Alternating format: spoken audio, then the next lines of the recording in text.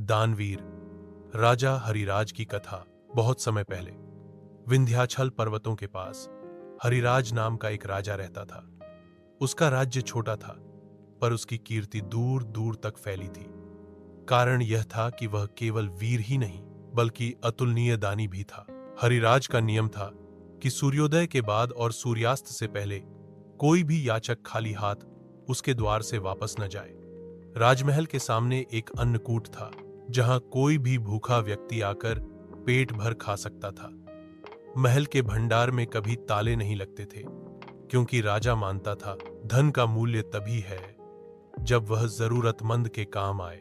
एक दिन राज्य में एक भयंकर अकाल पड़ा।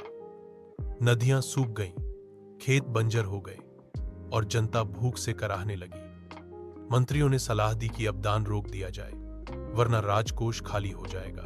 पर हरिराज ने दृढ़ता से कहा, यदि प्रजा भूखी है तो राजा को भोजन करने का अधिकार नहीं। धन प्रजा का है और राजा केवल उसका रक्षक है। राजा ने महल के भंडार खोल दिए। अनाज, सोना, कपड़े सब जनता में बांट दिए। दिन बीते, भंडार खाली हो गया। अब राजा के पास कुछ भी नहीं बचा। इसी समय एक वृद्ध साधु महल के द्वार पर आया और बोला, राजन, मुझे अपनी सबसे प्रिय वस्तु दान दो।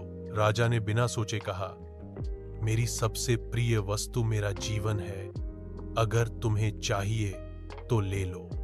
साधु मुस्कुराया और उसके रूप में भगवान विष्णु प्रकट हुए। उन्होंने कहा, राजन, तुम्हारी निस्वार्थ दानशीलता से मैं प्रसन्न हूं। तुम्हारे राज्य में अब कभी अकाल नहीं पड़ेगा। अगले ही दिन से वर्षा हुई, खेत हरे भरे हो गए और प्रजा सुखी हो गई। हरिराज का नाम दानवीर हरिराज के रूप में युगों युगों तक अमर हो गया।